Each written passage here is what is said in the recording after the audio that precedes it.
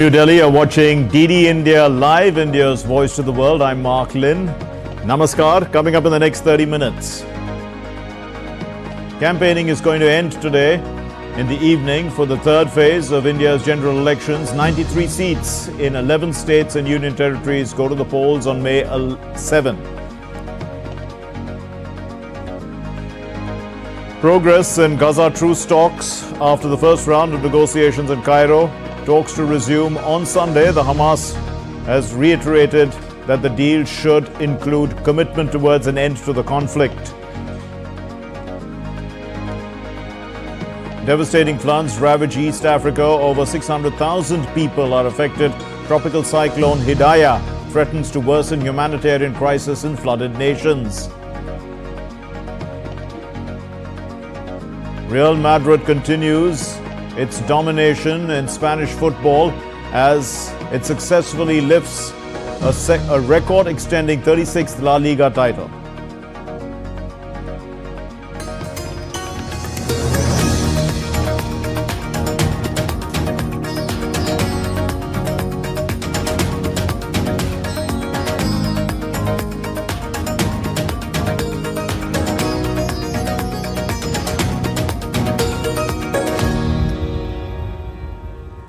Let's give you the latest now on the world's largest democratic election in India.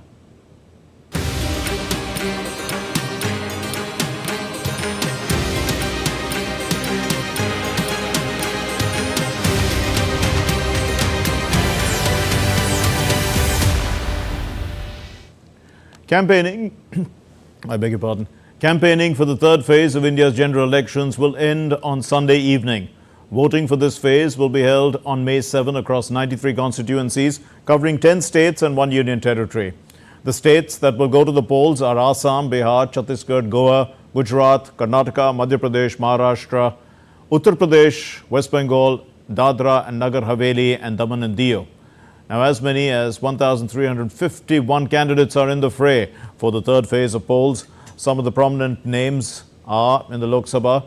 They include the Home Minister Amit Shah, the rebel BJP leader K.S. Ishwarappa, the Union Minister Jyotiraditya Scindia, Dimple Yadav of the Samajwadi Party, Shivraj Singh Chauhan of the BJP, Supriya Sule of the NCP and others. Now, campaigning for the fourth phase of Lok Sabha elections scheduled for May 13 gains momentum as political leaders are holding rallies and roadshows across the country. In order to garner support of the voters in favor of the party's candidate, the Prime Minister Narendra Modi, will visit the political powerhouse state of Uttar Pradesh, where he will be holding rallies in Etawah and Sitapur. Later in the day, Prime Minister Modi will visit the holy city of Ayodhya and seek the blessings of Lord Ram. The Prime Minister will hold a roadshow in the city of Ayodhya, the city of Lord Ram. India's Home Minister and the senior BJP leader Amit Shah addressed a rally in Dharmavaram in the southern Indian state of Andhra Pradesh. The TDP chief Chandrababu Naidu was present on the dais, and addressing that gathering, Amit Shah vowed that the BJP's commitment to root out corruption will continue. The land mafia will also be rooted out from Andhra Pradesh, is what he said, as well as Amravati would be made the capital of the state. हम अपराध को आंध्र प्रदेश से एक गुंडागर्दी और अपराध को समाप्त करने के लिए अलायंस किए हैं। आंध्र प्रदेश से ये रैम्पेंट करप्शन को समाप्त करने के लिए अलायंस किया है। आंध्र प्रदेश से लैंड माफियाओं को समाप्त करने के लिए ये अलायंस किया है और आंध्र प्रदेश की राजधानी अमरावती को फिर से राजधानी बनाने के लिए अलायंस किया है। Campaigning for the third phase of Lok Sabha elections will end today at 6 p.m. Candidates are going the extra mile to reach out to voters and to secure a mandate in favor of their parties. Amritpal Singh reports from Sambal in Uttar Pradesh. With 10 out of the 80 Lok Sabha seats in Uttar Pradesh going to polls in the third phase on May 7th, election campaigning in India's politically most crucial state reached a crescendo, with all political parties hitting top gear. In many of the seats in phase 3, the BJP is locked in a direct fight against the Samajwadi Party-led India bloc, with the Bahujan Samaj Party aiming to make the contest three-cornered. While the BJP is seeking votes on the plank of Modi and Yogi government's achievements, the Samajwadi Party is appealing to its traditional vote bank with an emotional pitch. There is no opposition party against me because public is with us. You can see people from any community, be it Hindu or Muslim. They have seen Prime Minister Modi's work and that is why they are with us. People have decided the lotus will bloom again. Samajwadi Party gave respect to the people. Our party developed Sambhal. Our party helped the public without seeking any benefits from them. And that's why they love Samajwadi Party and wanted to vote us. A key seat to watch in this phase is Mainpuri, where Samajwadi Party's Dimple Yadav is trying to retain the party's pocket borough. With just hours left for the campaigning to come to a close for the seats going to polls on the 7th of this month, campaigning has hit a crescendo before the noise subsides. But where I am in Uttar Pradesh, where in the third phase 10 seats go to polls, it's a direct contest between the Samajwadi Party and the BJP.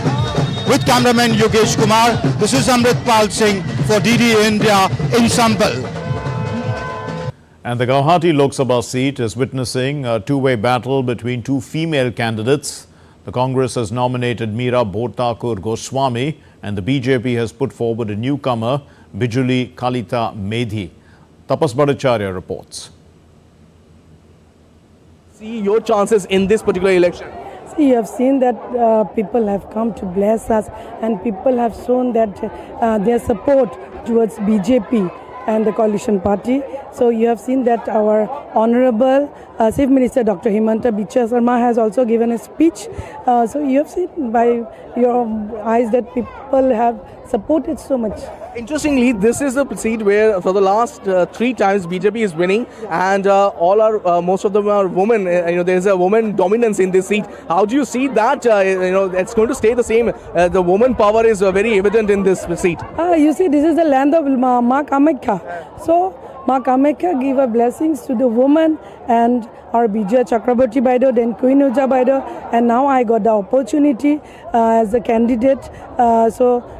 I think that Ma Kamakhya will bless, and surely I'll get the opportunity to serve the people. How confident are you for the win? Very much confident, because this is the election where Narendra Modi ji is going to be the Prime Minister for the 3rd time. Much appreciated time. So that was a candidate from BJP's candidate from Guwahati saying that she's very confident and she wants to see Prime Minister Narendra Modi having his 3rd term. With camera person Naveen, this is Tapas Bhattacharya for DD India from Guwahati. Joining me is Meera Bhottakur. She is the candidate of Congress in Guwahati. Ma'am, you are here and it's a woman power in this constituency. How do you see your chances of winning this seat? I hope the people of Guwahati constituency, they will cast their vote in favor of the save our democracy, save our constitution. So I am fully confident that this time I will win this election from Guwahati Lok Sabha constituency. I hope the people of Guwahati favor me in this time. What are the major issues here in Guwahati? There are so many issues in Guwahati Lok Sabha constituency, not only in Guwahati. The entire India is facing the problem. The constitution is in crisis, our democracy is in crisis. So I think the people of India this time cast their vote in favor of India and Congress. That's the candidate from Guwahati of Congress saying that she's confident of winning this particular seat. Remember, in the last 3 times, a woman has won this particular constituency. With camera person Naveen, this is Tapas Bhattacharya for DD India from Guwahati. And the BJP leader Akshay Bam has made it clear that cases against him are 17 years old. And there is no connection of his joining the BJP with those pending cases. The Congress had accused Bam of betrayal because of the pending court cases against him. Akshay Bam was the Congress candidate from Indore and withdrew his nomination on the last day of withdrawal, which was the 29th of April. The matter of a 307 and the matter of a college case has been very specifically done as being in a 17 years to have one case, and Is there multiple cases going on in the courts, and whatever the 3807 you are talking about, it's all about prima facie. It looks like to be that it has to be undergone as a discussion. So I don't think so. It's some pressure enough. The credibility of many stalwarts of the main political parties, the BJP and the Congress in Madhya Pradesh, is at stake in this election. Many union ministers, former union ministers and national level leaders, including 2 former chief ministers, are sweating it out profusely for these elections. Which stalwarts of Madhya Pradesh are in the election field this time around? Here's Aditya Srivastav's report. There are 9 out of 29 seats in Madhya Pradesh where big faces of BJP and Congress have contested the elections. 2 former chief ministers of the state, several union ministers and some former union ministers are also in the election race this time. First of all, if we talk about the BJP stalwarts, former MP CM Shivraj Singh Chauhan is once again contesting from the same Vidisha seat from where he was elected MP 5 times before becoming the Chief Minister of MP. He was the Chief Minister of Madhya Pradesh for 16 years. Union Minister Phaggan Singh Kulaste is once again contesting from his traditional seat Mandla. Phaggan Singh Kulaste was elected to the Lok Sabha 6 times, was a Rajya Sabha MP once. He was a minister in Atal Bihari Vajpayee's government and became a minister in both the tenure of Modi government. Union Minister Virendra Kumar is once again contesting the Lok Sabha elections from Tikamgarh by BJP. He is a 6th-time MP and has been a minister in the Modi government for 2 consecutive times. Another Union Minister Jyotiraditya Scindia from BJP is also contesting from Guna Lok Sabha seat this time. Last time he had lost the Lok Sabha elections from Guna on Congress ticket. Scindia was a minister twice in the Manmohan Singh government, currently a Rajya Sabha MP and minister in the Modi government. The party has once again fielded BJP State President Vishnu Datta Sharma from Khajuraho. If we talk about Congress, then former MP Chief Minister and Rajya Sabha MP Digvijay Singh, who lost from Bhopal in the last Lok Sabha elections, is trying his luck from Rajgarh this time. Former Union Minister and senior tribal leader of Congress Kantilal Bhuria is in the fray from Ratlam seat. Kantilal Bhuria was a minister in the Manmohan Singh government twice and a Lok Sabha MP 5 times.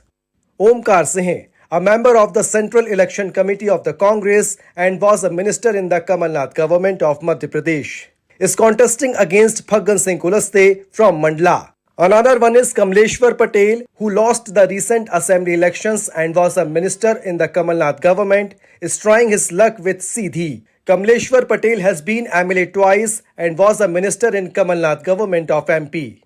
All these stalwarts of Bharatiya Janata Party who are contesting the Lok Sabha elections from Madhya Pradesh this time have also been made star campaigners of the party in the state.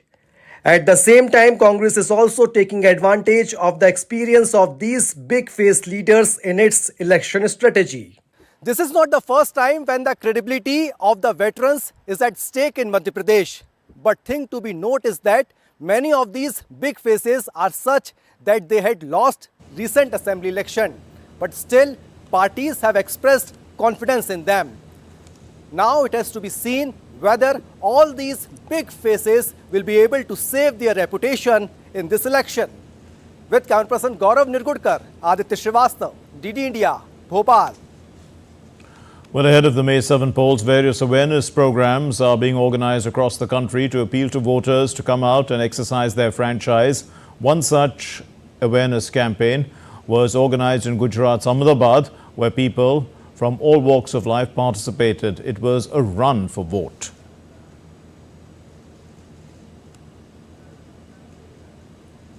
Now, still to come here on DD India Live. EAM Jaishankar sends out a stern message that unlike earlier, India now follows a Bharat First policy. Tropical cyclone Hidaya makes landfall in Tanzania. And Togo's ruling party wins a huge landslide in the parliamentary elections.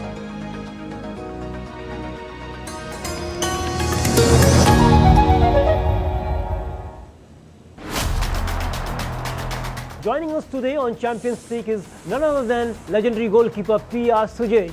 also known as the Great Wall of Indian hockey. We are just polishing all the areas now. We are just focusing on the best part, the strong areas first, and we are working hard on that. Penalty shootouts often decide crucial matches in hockey.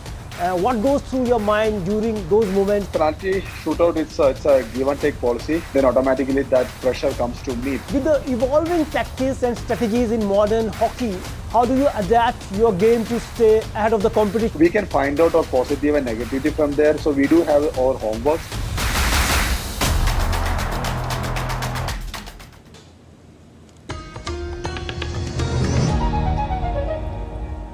You're watching DD India Live. I'm Mark Lynn. Now, from praising India's global image, India's stance on terrorism, the China border dispute, and Prime Minister Narendra Modi's firm stance, the External Affairs Minister, Dr. S. Jaishankar, highlighted the changes within which are witnessed under the leadership of Prime Minister Narendra Modi. In an interview given to a weekly newspaper, Jaishankar said that unlike earlier, India now follows a Bharat First policy. Speaking on India-China relations, Jaishankar said, and I quote, "We have history that we cannot wish away. The answer is to develop our border infrastructure and build deep national capabilities. It also means safeguarding our critical infrastructure and core manufacturing areas," unquote. Giving a message to the international community, EAM Jaishankar said, India will always be a force of stability and a force of global good.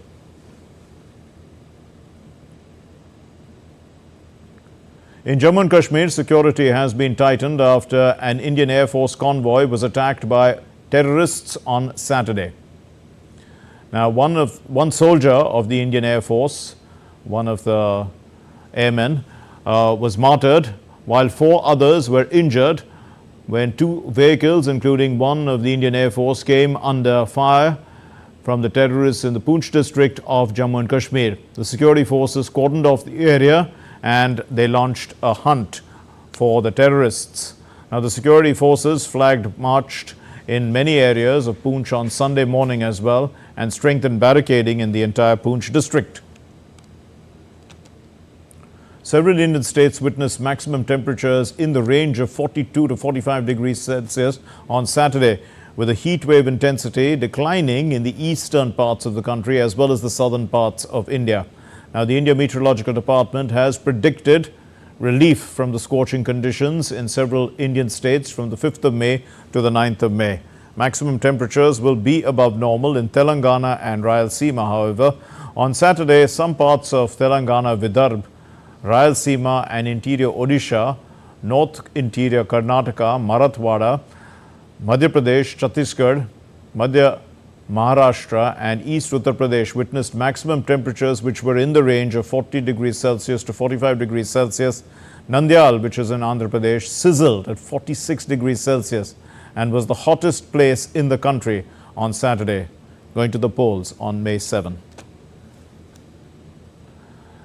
Now, northeast Indian state of Assam got some relief from the scorching heat as the Himalayan state received heavy rainfall from the morning. The India Meteorological Department has predicted a spell of heavy rain to very heavy rain, accompanied by thunderstorms and gusty winds in the northeast part of the country till Monday. As per the IMD, fairly widespread to widespread, light to moderate, accompanied by isolated thunderstorms, is likely over Arunachal Pradesh, Meghalaya, Sikkim, Nagaland, Manipur, Mirzapur and Tripura over the next 5 days.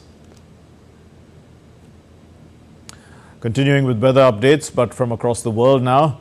Flash floods and heavy rains in Kenya that began in the middle of March have killed several people. Now Kenya is bracing for a massive storm, Cyclone Hidayah.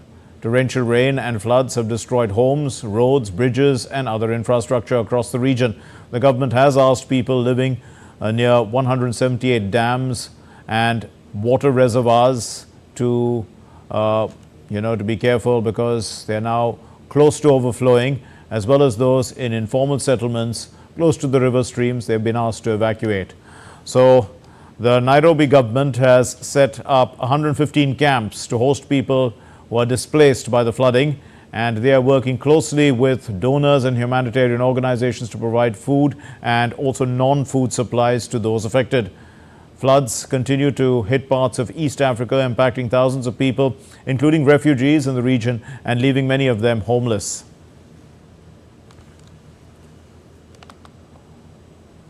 And tropical cyclone Hidayah has made landfall on the coast of Tanzania. The Tanzania Meteorological Authority has reported that several coastal regions have encountered unprecedented rainfall. Isaac Lecando reports. Record-breaking rainfall of 200 millimeters was recorded in Tanzania's southern region of Lindi, contrasting sharply with the typical May average of 90 millimeters. As Cyclone Hidayah approached the East African coast with maximum winds of 120 kilometers per hour and powerful gusts, ferry services between Tanzania's commercial hub, Dar es Salaam, and Zanzibar were suspended. Cyclones seldom make landfall on Tanzania's coast due to its proximity to the equator, but authorities cautioned residents as Cyclone Hidayah's intensity escalated. In the same vein, the Tanzania Red Cross Society conducted preparedness campaigns along the coast. Heavy rains and flooding in Tanzania over recent weeks have claimed the lives of 161 individuals, with over 200,000 others affected. In neighboring Kenya, the government says 70 deaths have been reported since the onset of the rainy season in March. While Dar es Salaam has largely been spared from the cyclone's effects, further rain is anticipated. The East African region remains highly susceptible to climate change, with El Niño projected to persist through May. Isaac Lucando in Dar es Salaam, reporting for DD India. Heavy rains in southern Brazil this week killed more than 55 people. Brazil's president will travel back to the state on Sunday to monitor the rescue efforts. Authorities said 74 people were still missing as the storms in the last few days have affected nearly two-thirds of the 497 cities in the state. More precipitation is expected to batter the northern and northeastern regions of the state until Sunday. Togo's ruling party has won 108 out of 113 seats in parliament. This is according to the final provisional results of last month's legislative election announced on Friday. The sweeping majority secured by President for Nasingebe's UNIR party follows the approval of controversial constitutional reforms by the outgoing parliament that could extend his 19-year rule. The new charter adopted in March also introduced a parliamentary system of government, meaning that the president will be elected by parliament instead of by universal suffrage. Opposition parties were hoping to gain seats in the April 29 vote to enable them to challenge the UNIR party after they boycotted the last legislative poll and left it effectively in control of parliament. Now, the election had been delayed twice because of a backlash from some opposition parties who called the constitutional changes a maneuver to allow Nasingbe to rule for life. Efforts have intensified to secure a deal for a ceasefire in Gaza and the release of hostages, with talks resuming in Cairo on Saturday. Hamas's negotiators have returned to the Egyptian capital to resume long-running talks brokered by Egypt and Qatar that would temporarily pause Israel's offensive in Gaza in return for freeing the hostages, I beg pardon. Now, Hamas is insisting any deal that it makes should have specific commitment towards an end to the conflict, but Israel is reluctant to agree to any of these things while the group remains active in Gaza. The Israeli Prime Minister Benjamin Netanyahu has repeatedly insisted that there will be a fresh military ground operation in the Gazan city of Rafah, even if a deal is agreed. Ahead of the forthcoming birth anniversary of the great poet, writer and Nobel laureate Gurudev Rabindranath Tagore on the 7th of this month, a program was organized in New Delhi's Rabindra Bhavan premises. It celebrates Tagore's birthday with songs, poems and readings from his literature. Famous writer Taslima Nasreen remembered the great poet Gurudev and his relevance in the present day. Rabindranath Tagore is the greatest poet, greatest writer, playwright and lyricist and musician. So Bengali people cannot live without Rabindranath, not for a single day. We need him. Real Madrid supporters celebrated outside Santiago Bernabeu. This happened on Saturday after Carlo Ancelotti's side won the club's 36th La Liga title. They hold a 13-point advantage over the second-place Girona, while Barcelona dropped to third with 4 matches remaining.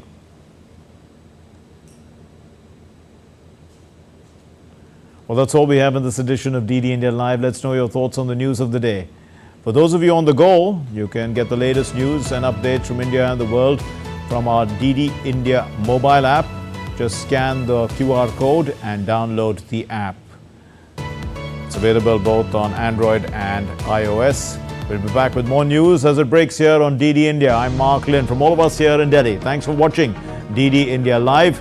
Namaskar.